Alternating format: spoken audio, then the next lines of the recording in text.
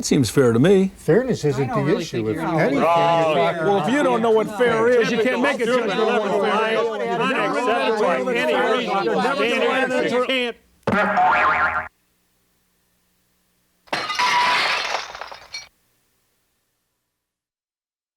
Donnybrook is made possible through the generous support of the members of KETC.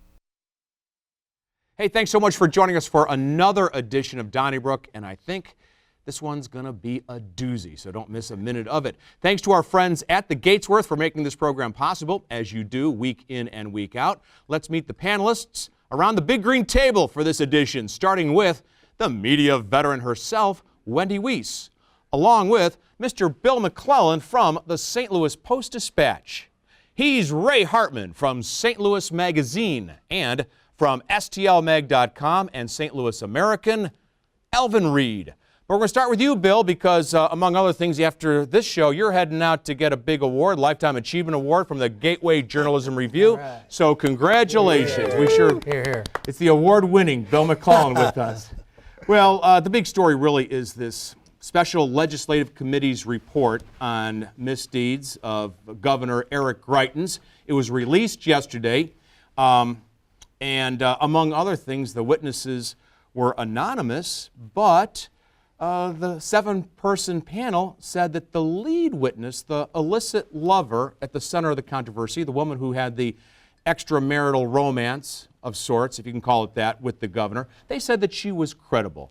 Overall, your impressions with the report, and do you think, after reading this, the witness number 1 was credible?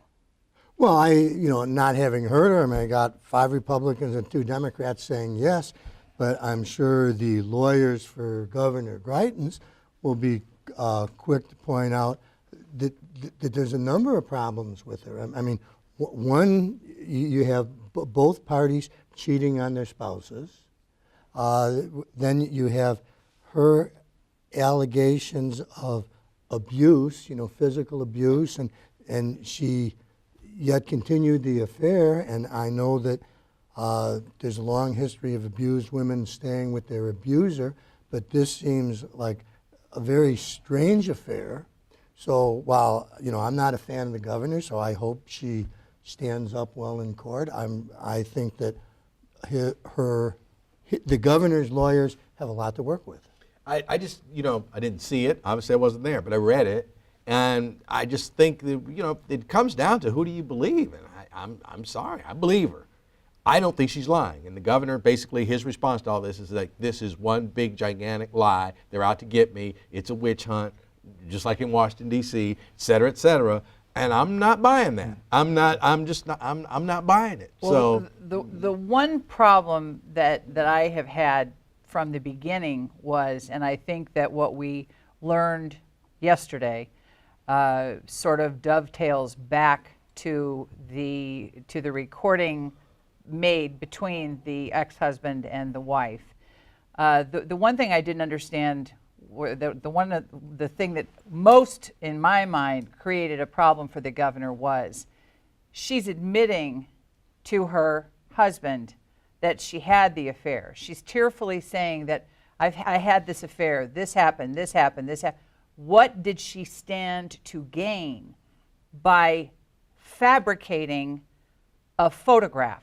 That's always sort of, with me, it's like, wait a second, what, she didn't have anything to gain by that. I've always been saying that she didn't come forward with an accusation. This was a tape that she didn't know was being recorded.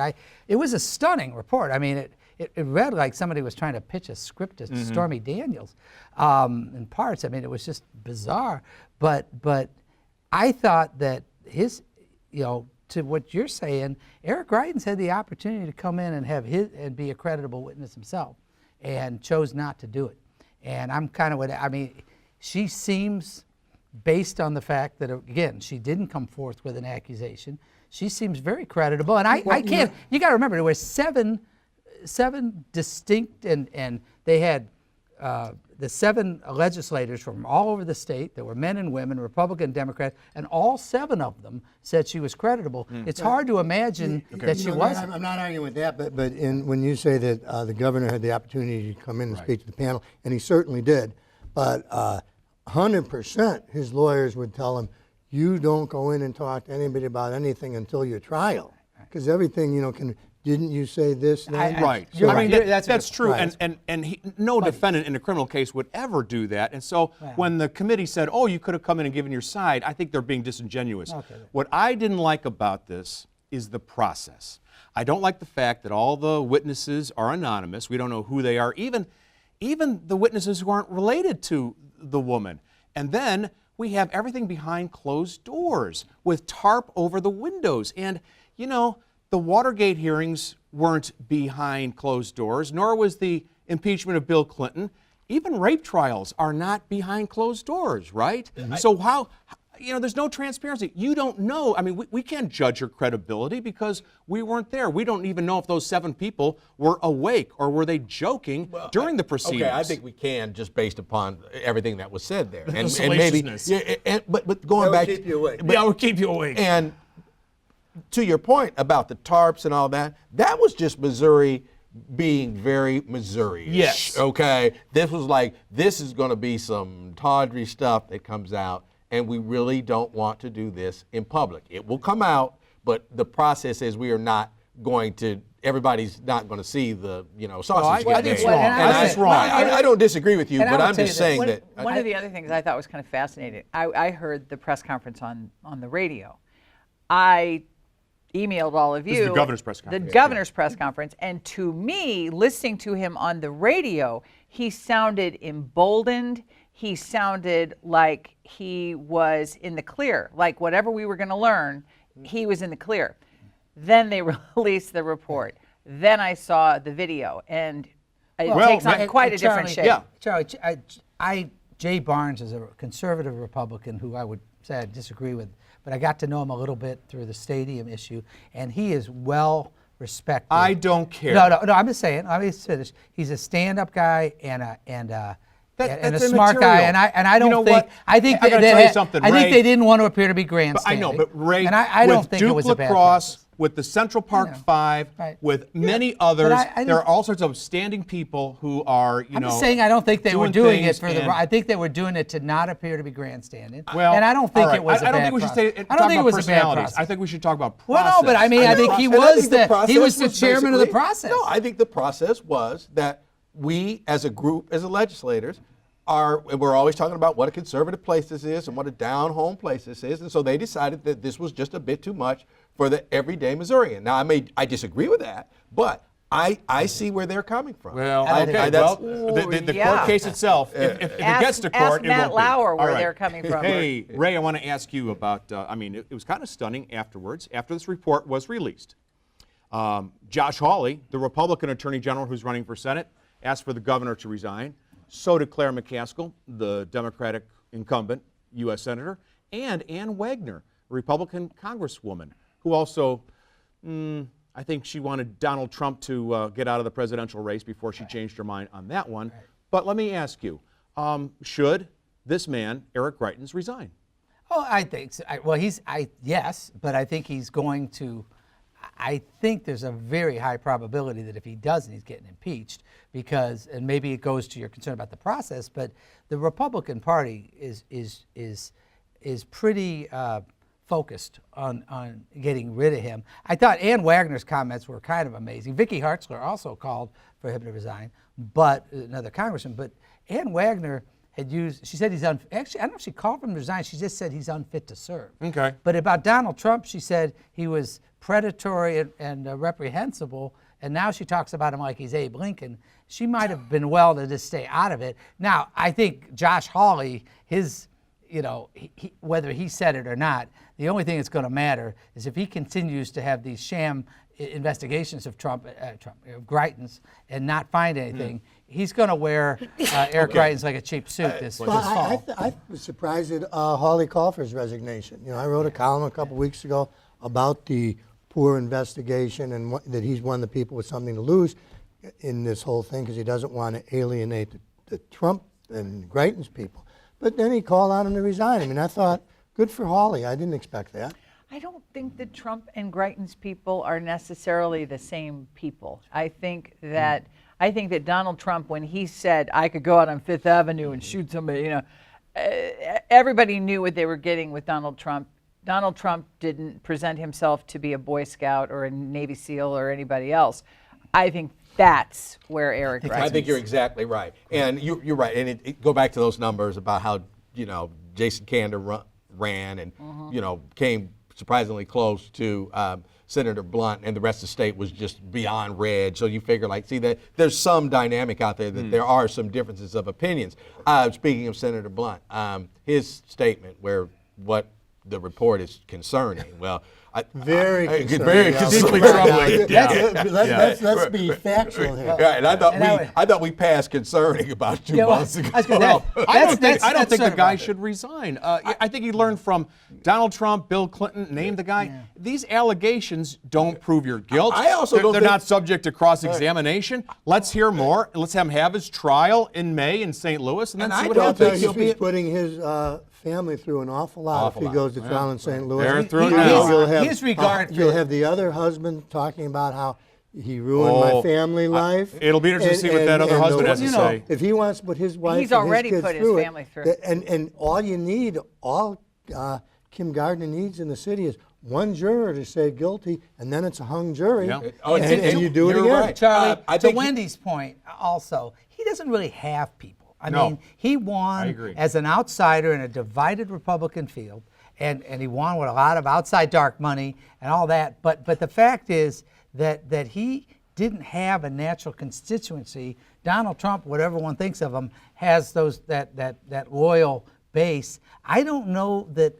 You know, just try to picture him governing if he stays, and it's just unfathomable Well, that the I don't think Republicans you know, can afford to, particularly when they have Parson in the wings, they have other Republicans. There's no possible benefit to the Republican Party, you know, and everybody from. I don't think he'll get Well, impeached. you know, I You don't think he'll get I do. impeached? You don't think he'll get impeached? I think they will. I don't think he's going to resign, but I think he's going to I get think impeached. when it comes down to actually voting him out of office, I don't think that they will muster enough votes. I think that he will ultimately be pressured to resign. But if it really came Well, down to See, I think I would say the I opposite. disagree. I think if it comes down to a vote, there's a lot of Republicans that want him out. I do Not too. only because they don't like him personally, but with term limits, everybody's wondering where they can jump, and there's different powers that be. And if you suddenly have that governor's thing wide open, a lot of people. I think that's Alvin, I think the Alvin, vote- imagine there aren't that many close races. Can you imagine if you're a Republican in a reasonably close race? Do you want to be running this November on having voted to keep Eric Greitens in office? Well, they're actually- going to put that vote off after November. There's no doubt. well, I'll say maybe, this, I though. don't The know. I don't most know about remarkable thing about this governor and this case, I think,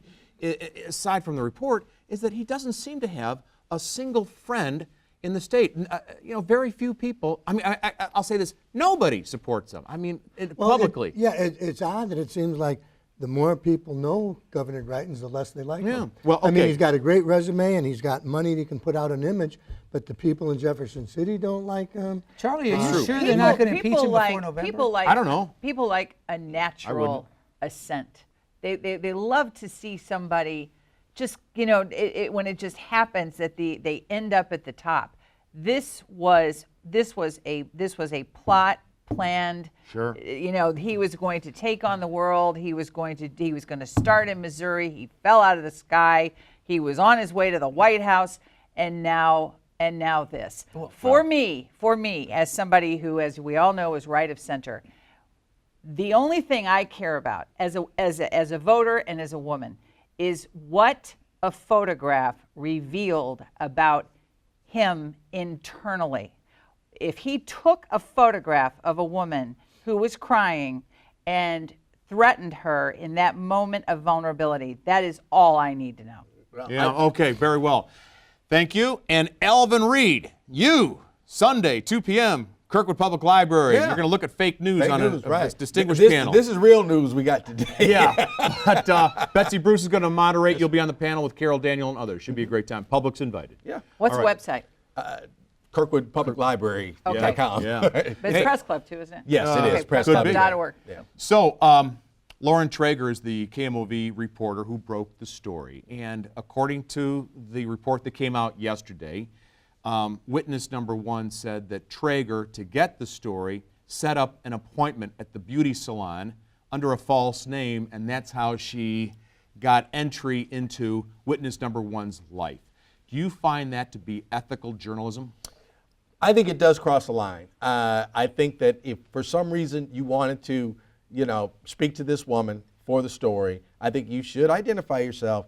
And your first thought is, she won't want to do it unless I can get there and, face-to-face kind of thing. Or she could have just walked in one day and said like, hey, this is who I am. No cameras, no microphones, anything. I want to talk to you for 5 minutes. I think she could have done that as well. I think it does cross the line. Is it one that if I was her boss, I would be upset with her and ready to fire her? No, it isn't. But at the same time, I always have to lean to the most conservative journalistic principles. That's just the way I am. So, well, I think at the very least, she should have reimbursed the woman for the half hour that she reserved, $40 or $60 or whatever it is these days. Yeah, well, true.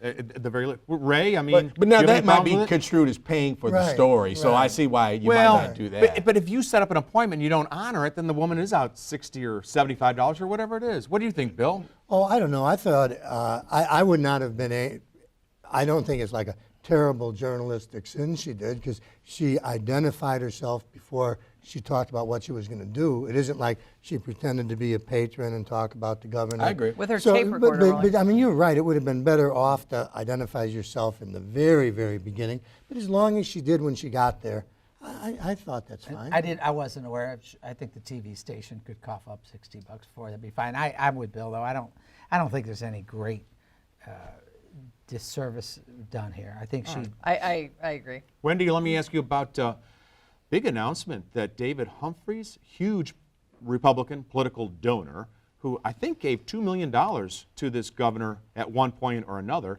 has asked that he step aside. Is that really the biggest story?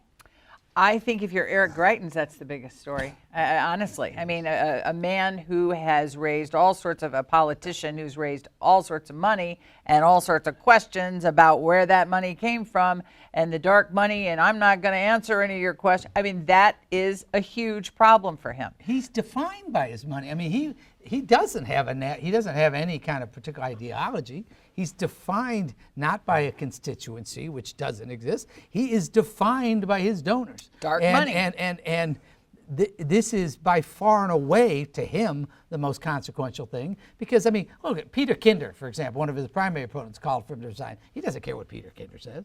He doesn't frankly care what Ann Wagner says. But you bet David Humphreys of Joplin, who is the biggest Republican contributor, I think, and say he gave $2 million to Greitens in the last cycle. He gave like $14 million to Republicans or something. I mean, wow. You do not mess with David. I tell you, that is a big deal. And for outstate. That's a big deal in Joplin. Alvin, what I'm going to say is that I think, I gave some money to somebody who was running for president. It turned out that he was kind of a charlatan. All right. John Edwards. Yeah, it's the fact that I would have liked my $50 back, but like I said, like I could have railed and screamed and all that, but all I would have said like, hey, look, I didn't know. I wouldn't have gave him the money if, I had known. And it kind of like he's coming off like holier than thou, Mr. Humphreys is. And I think he's saying like, hey, maybe he thinks he should resign, but making it like, oh, this is the be all and end all for Greitens. I don't think it plays any more than any other voter out there. I think what he's saying is for the state to move forward, because really this could take up months. And I mean, so I think he's obviously for the party and for the state. And unlike, keep in mind, I'm sorry. I was going to say, if this keeps the government busy in Missouri, it's not like they've been doing great things, Wendy. No, I understand if that. you said the legislature won't accomplish anything, and none of the governor's plans will go into but I don't think fulfillment, that'd be a good thing. But I don't think they're thinking. I don't think they're thinking that they're thinking the alternative is Cinemax after dark. I don't think that's what they have in mind here, because that's where we're going to be bogged down. And I think this is too. Now, what Humphrey's saying, what he did, I think this is a dynamic, and I know Democrats would not say this was true of Republicans. Republicans would not say this is true of Democrats. But this is one time where I think we could sit in a room and say, like, look, guys, you need to go. All right, you got the state looking terrible. How are you going to run this mess? I disagree with most of them coming out of the legislature, too. But they'll keep right on voting. But at the meantime, you're you're an embarrassment, man, and you need to go. And I think Republicans will concede to Democrats that, you know what, if this was a Democratic governor, you all would be telling him to get out of that office immediately. Well, Alvin, to your point about David Humphreys, keep in mind, he didn't have anything to gain by making a public. He's not like a politician, Democrat or Republican. They're all doing it partly for themselves. I mean, to be out there. David Humphreys, I cannot remember any time that a major donor has turned on, even when I'm thinking about Clinton or other people who have scandals, I can't remember when a major donor, I mean, one of the biggest ones, I'm not just, no disrespect to your $50, I'm talking about a major hitter. I agree. I just never heard of it. It's unusual. It's unbelievable. Hey, Bill, I want to $50 is ask a you lot. about something. The media, the courts and the media have honored the anonymity of the woman at the center of the case, the woman who had the extramarital affair with Eric Greitens. Not only does she enjoy anonymity in all these proceedings, so does her ex-husband, who released the tape and who's been accused of various things by this woman and now has received $15,000 for his legal fund from some mysterious source, and we don't know who he is, so he's not accountable. And then there are two other witnesses in the report, and they get anonymity too. Should everybody be getting anonymity? No, and I think that'll have to stop soon. I mean, you can't have it going to a public courtroom for a trial that's going to affect the state of Missouri and not know people's names. And beside, with, you know, I understand why the woman doesn't want to be publicly named because there's children involved. But, you know, for a long time, this has been known, her name and her husband's name have been known in two places, newsrooms and beauty salons. And I can't think of two more gossipy groups of people. Like if you were to say, okay, you have a secret, but the good news, it's only known in newsrooms and beauty salons, and none of those people do much talking. You know, it'd be oh no, the two worst. So it just isn't known to the general public just yet, but it'll soon have to be. I don't think how you can continue. I'm good with the legislature not Right. doing it. Right. But as soon as the trial starts, I think any media publication or broadcast facility can and probably should use the names. If I'm her friend, if I'm her counsel, I am advising her to get out in front of this and to have a sit down if you are able to do that, and talk to somebody as much as you can. And I have said, I thought to myself since this all started that sooner or later she was going to end up on television. Oh, sure she will. And I'm not. be a network. And I'm not It won't be local. And That's a big and get. I'm not being like cold-hearted or facetious or saying she's money grubbing or out to get anybody. I've just always thought that It's always the way it works. Ultimately, this is going to play out on a national stage. It's fascinating because we all know her now. I mean, we've known her for a while, and I have no desire to be the one that says it. But I think Bill. No, I'm saying I'm not going. I mean, I have no desire to be that person. But I'm with Bill in that it's kind of, when you talk about putting somebody on trial, it's hard to imagine that it won't come The out. public should not know the Right, I mean, accuser, I don't, especially when the she's defense an will be adult attacking and so the forth, yeah. credibility of everybody. Okay. Right. Finally, a story that does not involve Eric Greitens, as far as we know, Wendy Wiese. Jamie Allman, who had a television show on Channel 30, I think, and who also was a successful morning drive host on 97.1, was fired after he tweeted that one of the boys from Parkland High School, where they had that terrible tragedy, should be hurt. Actually, he was going to stick a poker, red hot poker somewhere. And so he got bumped. Is that appropriate? Should he have been fired for that intemperate tweet? St. Louis is a really small community, media-wise, and getting smaller all the time. And it does not give me any satisfaction when anybody loses their livelihood.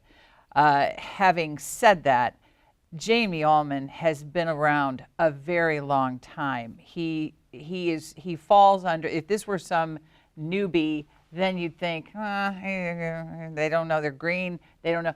He should have known better. If you reverse this situation, let's say an 18-year-old pro NRA has the same thing said about them by a left-leaning talk show host.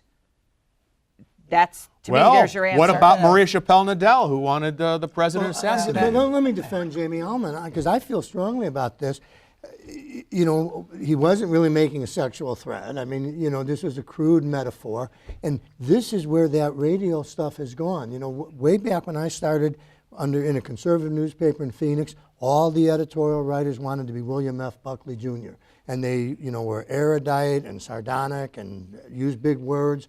And those days are gone. Now the conservative audience, they want people on the attack against snowflakes and everything. And Jamie Allman was simply tweeting to his audience, and maybe, you know, TWI, tweeting while intoxicated, but speaking to his audience. And for Sinclair in 97.1 to act shocked, this is what you guys, this is how you make your money. I think it, like, and he was nice enough to have me on the show back during the stadium, and all that, and I like Jamie.